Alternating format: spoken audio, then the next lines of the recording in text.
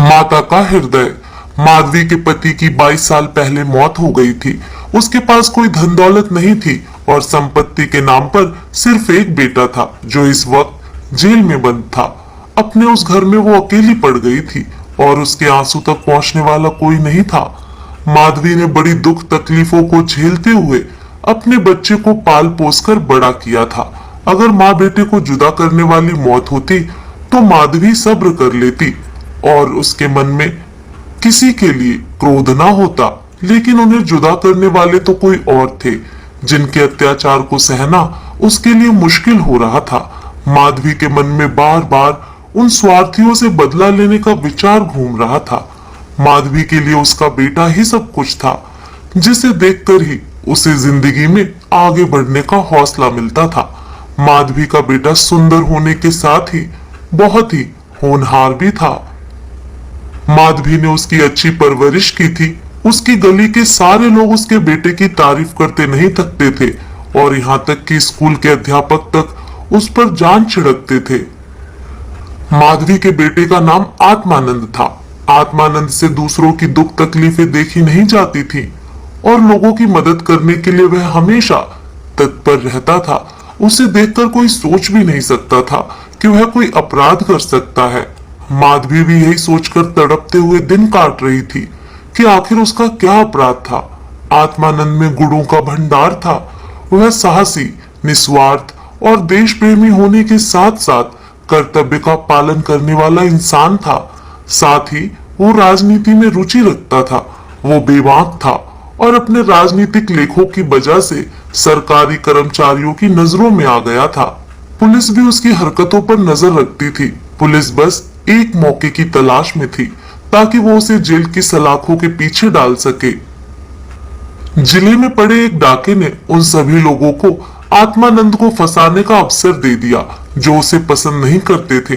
डाके से तार जुड़े होने का हवाला देकर आत्मानंद के घर की तलाशी ली गई, जहां मिले कुछ पत्रों व लेखों को डाके का मुख्य कारण बताते हुए उसे गिरफ्तार कर लिया गया।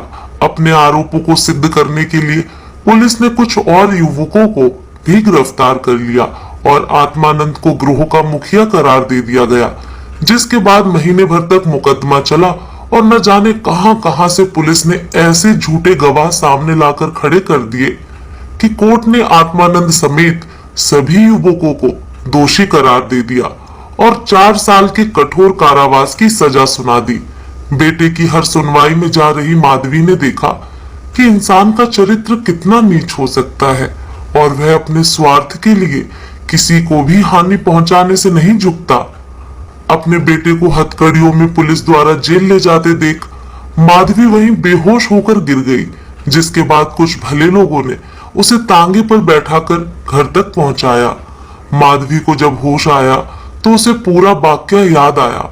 अपने इकलौते सहारे से दूर होने का गम उसे खाए जा रहा था, जो उसे एक पल भी चैन की सांस तक लेने नहीं दे रहा था।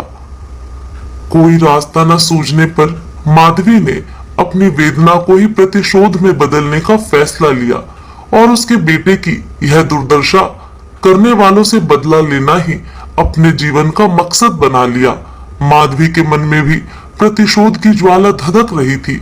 वह बस यही सोच रही थी कि ऐसा क्या करें कि जिससे उन अत्याचारियों से बदला लिया जा सके। देर रात तक माधवी सोचती रही कि विधवा जीवन जीते 22 साल बीत गए, लेकिन अब उसे बाहर निकलना होगा।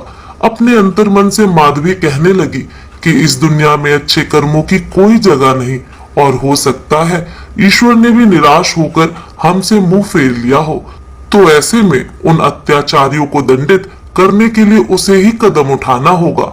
शाम का वक्त था।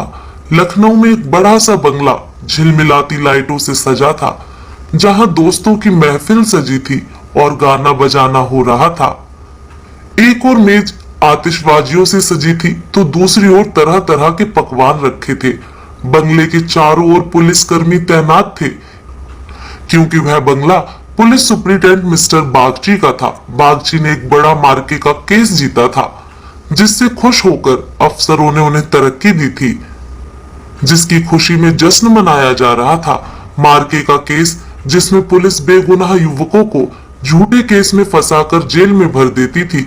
यहाँ आए दिन उत्सव होते ही रहते थे। महफिल में रौनक बढ़ाने के लिए मुफ्त में गाने बजाने वाले, आतिशबाजियां और आधे दामों पर मिठाइयां व फल फूल उन्हें आसानी से मिल जाते थे। दौड़ धूप करने के लिए सिपाहियों की एक टुकड़ी हर वक्त उनके घर पर तैनात रहती थी। महफिल में गाने बजाने का कार्यक्रम समाप्त होने के बाद मेहमान अब भोजन करने लगे थे। दुकान से दावत का सामान ढोने वाले मजदूर उन्हें कोसते हुए वहां से चले गए थे। बस बाकी बचे मजदूरों के साथ एक बूढ़ी औरत वहां काम कर रही थी। वो बूढ़ी औरत चेहरे पर हल्की मुस्कान लिए अपने काम में मग्न थी। वह महिला और कोई नहीं बल्कि माधवी थी, जो बदला लेने के लिए मजदूर बनकर काम कर रही थी। महफिल खत्म होते होते सभी मेहमान जा चुके थे। इक्के दुक्के मजदूर बचा हुआ खाना समेट रहे थे। माधवी एक कोने में चुपचाप बैठी हुई एकटक सभी को देखे जा रही थी। सहसा मिस्टर बागची की नजर माधवी पर पड़ी तो वो उसके पास पहुंचे और बोले, तुम अब तक यहाँ क्या कर रही हो? कुछ खाने के लिए मिला या नहीं? माधवी ने नजर उठाकर बागची को देखकर कहा, साहब खाना तो मिल गया, लेकिन मेरे पास जाने के लिए कोई जगह नहीं है। अगर आपको ऐतराज ना हो तो मुझे यही कोने में पड़ी रहने दीजिए। माधवी की बात सुनकर बागची ने कहा, नौकरी कर लेगी बंगले में, बच्चे को पालना आता है क्या? बागची की बात सुनकर माधवी ने तपाक से कहा, जी साहब, बच्चों को अच्छे से खिलाना जानती हूँ। इसके अलावा घर के छोटे बड़े सभी काम कर सकती हूँ। बस मुझे एक मौका दे दीजिए। माधवी की ओर ध्यान से देखते हुए बागची ने कहा, ठीक है, तुम आज से ही काम शुरू कर दो। माधवी को बागची के बंगले में काम करते हुए 1 महीने से अधिक हो गया था। माधवी अपने काम में इतनी निपुण थी कि उससे पूरा घर खुश था। बागची की पत्नी स्वभाव चिड़चिड़ा था और वह आलस व अपनी खराब सेहत के चलते दिन भर बिस्तर पर या सोफे पर पड़ी रहती और नौकरों पर चिल्लाती रहती। उसके स्वभाव के कारण बच्चे का ध्यान रखने वाली आया ज्यादा दिन न टिक पाती। माधवी उसकी जली कटी बातें सुनकर भी चुपचाप अपने काम में लगी रहती, इसलिए बागची की पत्नी को उससे कुछ खास शिकायतें नहीं थी। उसने बच्चे की देखभाल की जिम्मेदारी भी माधवी को ही दे दी थी। बागची और उनकी पत्नी को इससे पहले भी कई बच्चे हो चुके थे, लेकिन अज्ञात कारणों से उनका एक भी बच्चा कुछ महीनों या फिर साल भर से ज्यादा जीवित नहीं बच पाता था। इसलिए इस बच्चे पर दोनों माँ बाप की जैसे जान बसती थी। पढ़े लिखे होने के बावजूद दोनों अपने बच्चे की सुरक्षा के लिए टोना टोटका व जंतर मंतर अपनाने से भी परहेज न करते थे। बच्चा माधवी के पास ही ज्यादा समय बिताता, इस वजह से वो माधवी से काफी ज्यादा घुल मिल गया था। अगर माधवी कुछ देर के लिए भी उसकी नजरों से दूर हो जाती तो बच्चा जोर जोर से रोने लगता। बच्चा माधवी को ही अपनी माँ समझता और वह साथ खेलती तो ही खेलता, वह दूध पिलाती तो पीता और वह सुलाती तो ही उसे नींद आती। अपने पिता को तो बच्चा जैसे कोई अजनबी समझता और माँ उस पर ध्यान नहीं देती थी। माधवी को लगा था कि बड़े घर में काम करने से तनख्वाह अच्छी खासी मिल जाएगी, जिससे महीने का खर्च पूरा हो जाएगा। लेकिन यहाँ तो नौकरों से हर एक पैसे का हिसाब लिया जाता। एक दिन बच्चे को गोद में उठाए माधवी ने मालकिन से कहा कि बच्चे के लिए कोई खिलौना गाड़ी मंगवा देती तो अच्छा होता। माधवी की बात सुनकर मिसेस बागची ने कुटिल स्वर में कहा, कहां से मंगवाऊं इसके लिए खिलौना गाड़ी? हाथ में रुपए भी तो होने चाहिए।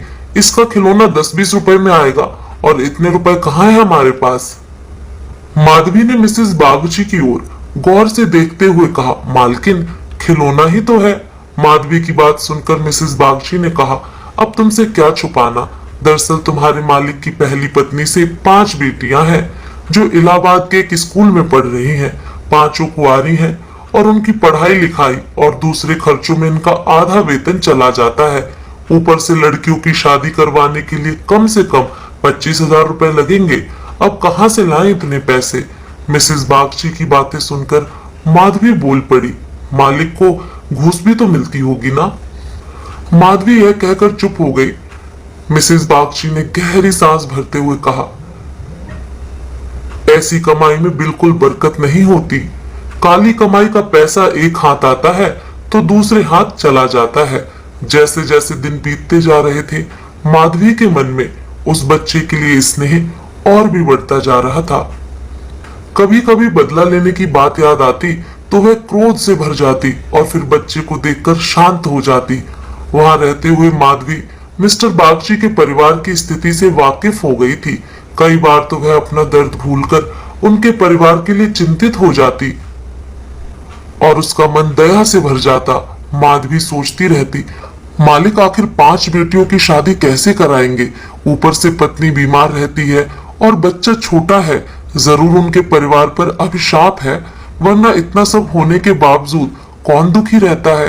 कमजोर बच्चों के लिए बरसात तो बीमारियां लेकर आती है। बरसात में उन्हें अक्सर खांसी, जुकाम और बुखार घेर लेता है। ऐसी ही बरसात में माधवी एक दिन किसी काम से अपने घर चली गई। पीछे से बच्चे ने रो रो कर पूरा घर सिर पर उठा लिया। कुछ देर गोद में उठाने के बाद मिसेस बागची ने एक नौकर को उसे टहलाने के लिए सौंप दिया। कुछ देर आंगन में घुमाने के बाद नौकर ने बच्चे को हरी घास पर बैठा दिया।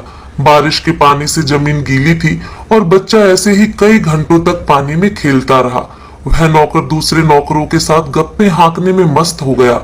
काफी देर बाद जब नौकर को ध्यान आया तो वह बच्चे को फटाफट भीतर ले गया और उसके कपड़े बदलवाए। शाम होते ही जुकाम से बच्चे की नाक बहने लगी और खांसी से गले से आवाज आने लगी। देर शाम जब माधवी बंगले में पहुंची तो बच्चे की हालत देखकर उसका कलेजा फटने लगा। वह बच्चे को लेकर तुरंत मालकिन के पास पहुंची और कहा, देखो जरा बच्चे का क्या हाल हो गया है, कहीं से सर्दी तो नहीं लग गई? बच्चे की हालत देखकर मालकिन भी हक्की बक्की रह गई, क्योंकि वह ऐसा मंजर पहले भी देख चुकी थी। मिसेस बागची ने तुरंत नौकरों से अलाव जलाने को कहा। मिसेस बागची और माधवी दोनों पूरी रात बच्चे को ठीक करने में जुटी रहीं। दोनों की आंखों से नींद जैसे कोसों दूर थी। ऐसे में सवेरा कब हो गया दोनों को पता भी न चला। मिस्टर बागची को जैसे ही बच्चे के बीमार होने की खबर मिली, वह डॉक्टर को लेकर सीधे घर पहुंचे। 3 दिन में बच्चे की हालत में सुधार आने लगा, लेकिन वह काफी कमजोर हो गया था। बच्चे का ख्याल रखने में माधवी ने दिन रात एक कर दिया। यह वही माधवी थी जो परिवार का सर्वनाश करने का संकल्प लिए उस घर में आई थी। सलामती के लिए दिन में हजारों बार ईश्वर से दुआएं मांग रही थी। शायद माधवी की दुआओं का ही असर था कि बच्चे की सेहत में धीरे धीरे सुधार होने लगा। एक सुबह मिस्टर बागची बच्चे के झूले के पास बैठे हुए थे और मालकिन सिर दर्द के कारण चारपाई पर पसरी हुई थी। माधवी पास में ही बैठी बच्चे के लिए दूध गर्म कर रही थी। माधवी की ओर देखते हुए मिस्टर बागची ने कहा, हम जब तक जिएंगे तुम्हारे एहसान के तले दबे रहेंगे। यह तुम ही हो जो बच्चे को मौत के मुंह से खींच लाई, वरना हम तो उम्मीद ही हारने लगे थे। इतने में मिसेस बागची भी उठकर पास आ गई और माधवी से कहा, तुम एक देवी बनकर हमारे जीवन के कष्ट हरने के लिए आई हो। आज अगर तुम न होती तो पता नहीं क्या अनर्थ हो जाता। मेरी तुमसे एक विनती है, वैसे तो जीना मरना सब ऊपर वाले के हाथ में है, लेकिन तुम्हारे हाथ में जरूर संजीवनी है। मेरी तो किस्मत ही अभागी है, पर हो सकता है तुम्हारे पुण्यों से मेरे बच्चे की जान बच जाए। माधवी चुपचाप मिसेस बागची की बातें सुन रही थी। मिसेस बागची रुआसी आवाज में कहने लगी, सच कहती हूँ, अब तो बच्चे को गोद में उठाने तक से मुझे डर लगता है। तुम इसे आज से अपना ही बच्चा समझो और इसकी माँ बन जाओ। इसे भी तुमसे बहुत लगाव है। तुम इसे अपने साथ अपने घर ले जाओ और वहीं इसकी परवरिश करो। जब तक यह तुम्हारी गोद में रहेगा हमें चिंता न होगी। मिसेस बागची की बात सुनकर माधवी ने कहा, मालकिन क्यों ऐसे बुरे विचार मन में ला रही हो? बच्चे की हालत में सुधार हो रहा है और देखना भगवान की इच्छा से सब कुशल मंगल होगा। इतने में मिस्टर बागची बोल पड़े, नहीं बूढ़ी माँ, मेरा दिमाग भले ही इन बातों को ढकोसला करार देता हो, लेकिन मन का एक कोना इस पर विश्वास करना चाहता है। मेरी अपनी माँ ने मुझे पैदा होते ही एक धोबिन को बेच दिया था, क्योंकि मुझसे पहले मेरे 3 बड़े भाइयों की मौत हो चुकी थी। इसलिए मेरी जान बचाने के लिए उन्हें जो उचित लगा उन्होंने किया। अब बारी हमारी है और हमसे जो बन पड़ेगा हम करेंगे। तुम इसे आज से अपना ही बेटा मानो और इसे साथ ले जाओ। हमें जब भी इससे मिलने का मन होगा चले आएंगे और खर्च की चिंता न करना। इसकी पूरी परवरिश का खर्चा हम समय समय पर तुम्हें भेजते रहेंगे। मिस्टर बागची ने कहा, मैं जिस पेशे में हूँ मुझे न चाहते हुए भी कई कुकर्म करने पड़ते हैं। झूठी शहादतें बनाकर निर्दोषों को फंसाना पड़ता है। उनकी और उनके परिवारों की न जाने कितनी बद्दुआएं मेरे सिर पर हैं। मैं जानता हूं कि बुराई का फल कभी अच्छा नहीं हो सकता, लेकिन मैं लोभ में आ ही जाता हूं। अगर मैं ये सब ना करूं तो नालायक करार देकर निकाल दिया जाऊंगा। अंग्रेजों को जहां 100 खून भी माफ होते हैं, लेकिन हम हिंदुस्तानियों की एक गलती भी हमें भारी पड़ सकती है। इसलिए मेरी विनती है कि हमारे बेटे को स्वीकार कर लो। माधवी को भी उस बच्चे से बेहद लगाव था, इसलिए वह खुशी खुशी मान गई। गदगद होते हुए माधवी ने कहा, आप दोनों की अगर यही इच्छा है तो मैं बच्चे को अपनाने के लिए तैयार हूँ। मुझसे जो बन पड़ेगा मैं करूंगी। मेरी भगवान से बस यही दुआ है कि हमारे बच्चे को वो अमर करे। बड़ी देर से बच्चा आराम से झूले में सो रहा था। चादर से उसका मुंह ढका हुआ था। माधवी ने दूध गर्म कर बच्चे को पिलाने के लिए जैसे ही उसके मुंह से चादर को हटाया, उसके मुंह से जोर से चीख निकल गई। बच्चे का शरीर पूरी तरह ठंडा हो चुका था और चेहरा पीला पड़ा था। माधवी ने जल्दी से बच्चे को गोद में उठाकर सीने से चिपका लिया और जोर जोर से रोने लगी। बालक सभी को छोड़ भगवान के पास जा चुका था। दिन भर पूरे घर में मातम पसरा रहा और रोने की चीख पुकारों से जैसे पूरा घर कौंध गया हो। मिस्टर बागची और उनकी पत्नी का भी रो रो कर बुरा हाल था। माधवी, जो खुद बच्चे को खोने के दर्द से तड़प रही थी, उन दोनों को सांत्वना दे रही थी। माधवी उनसे कह रही थी, अगर उसके बस में होता तो अपने प्राण देकर भी बालक को बचा लेती, लेकिन ऐसा संभव नहीं है। माधवी जो अपना बदला लेने आई थी, ममता के बंधन में बंद स्वयं दुख लेकर जा रही है।